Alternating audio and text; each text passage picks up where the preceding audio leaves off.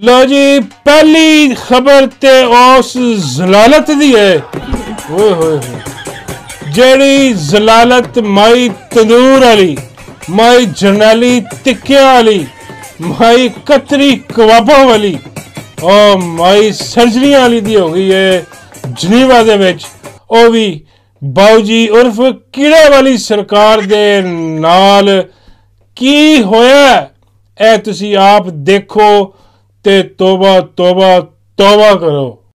ये देखिए जाली वज़ीर-ए-आला जो फॉर्म नंबर 47 पे बनी है। ये देखिए हम लोगों के पैसों पे ये लोग अय्याशी कर रहे हैं। ये देखिए ये मरियम नवाज जो अपना झूठ बोल के आई है कि मैं अपने गले का इलाज करवाने आ रही हूँ। कहीं से ये बाप बेटी आप लोगों को लगते हैं बीमार, कहीं से ये लगते हैं। ये देखिए मरियम नवाज, ये देखिए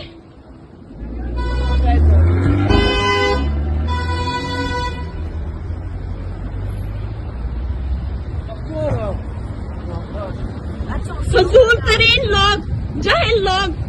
तो जी सलाम है इस भैन नू जिदी गैरत ने ए गवारा नहीं किया कि उन्हें जिदों ही देखा ए चोर लुटेरिया नू ए डकैता नू ए फार्म 47 ते काबज होए होए इस मुल्क ते इस दगड़ दलिया नू ओदा खून खोलिया और उन्हें फोन कढ़िया ते उन्हें रिकॉर्डिंग शुरू करके और नाल इन्हां दी मां भैन एक करके रख दी। ओए होए होए ओ बाऊ जी सरकार मुड़ मुड़ देखदा सी कि हो की गया और मैनू यकीन है कि गड्डी च बह के अपनी ढूई ते हथ ला के भी वेख्या ना उन्हें किते लीक ते नहीं हो गई।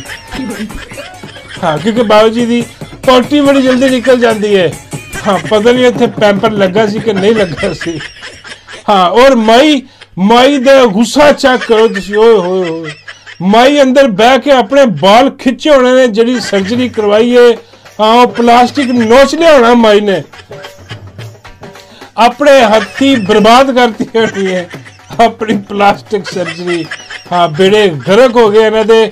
मैं कहना कि सलाम ए हाल है ए दुनिया दे विच जिथे मर्जी चले जान इन्हां दी कुत्ते और इन्हां दी जलालत जिहड़ी है ना हाँ वो लिखी जा चुकी है। वो तय है कि होनी है। हालांकि किड्डे आराम ना सिर्फ बिल्डिंग चो निकल के गड्डी च बैठना सी उत्थे भी पड़ेंगे उत्थे भी इन्हां दी भैन दी सिरी हो गई है। ओए हो बल्ले बल्ले भाई सलाम है पाकिस्तानियों सारी दुनिया दे विच ए ताई डरदे ने हुण। हाँ ये डरदे इन्हां दा घर ही इन्हां लई जन्म बन जाना है। हाँ क्योंकि घरों निकल ही नहीं सकते बगैर ते जिउं ही बाहर निकलणगे ये फारग ने इन्हां नूं इहो जिहियां गल्लां सुणनियां पैणियां इन्हां नूं ए चोरां लुटेरियां नूं ए बगैरतां नूं जिहड़े कि अजे तक समझ नहीं सके कि इन्हां दी भैन दी सिरी हो चुकी है। हाँ हुण इन्हां नूं लग पता गया होना क्योंकि बाऊ जी ते आदी ने। हाँ बाऊ जी ते इधर लंडन जाते नाल ही गाना पैनी शुरू हो जांदियां ने एयरपोर्ट ते ही काम शुरू हो जाता। हाँ और माई जिहड़ी कि बड़े अरसे बाद निकली है। हाँ और इस टाइम वज़ीर-ए-आला है दूसरे पहले माई दियां होईयां ने लेकिन उदों माई कोई ओहदे ते नहीं सी।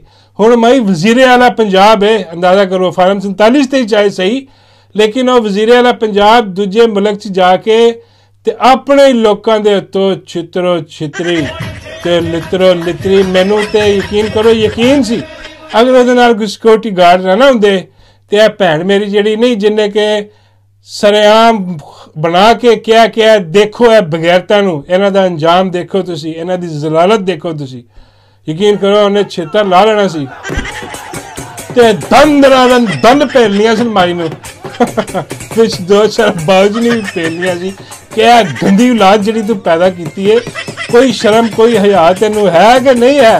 हाँ और नहीं है तो ताई वो सुन रहा सारी गल्लां अजकल कमाल बिस्ती कमाल लैवल अखीर हो गया। तो अगली खबर मैं तुहानूं देन जा रहा मैं खबर मैं तुहानूं खोल दे दिया जनाब कि जांदे जांदे वो तुहाडा अपना प्यारा सज्जन तुहाडा जिहड़ा मिठा डड्डू चार्जर है उन्हें तुहाडे बारे कुछ क्या उन्हें तुसीं देख लो आपे ही। हाँ लगी समझ और डड्डू चार्जर कह रहा है कि बई ये जी स्मोक हुई है।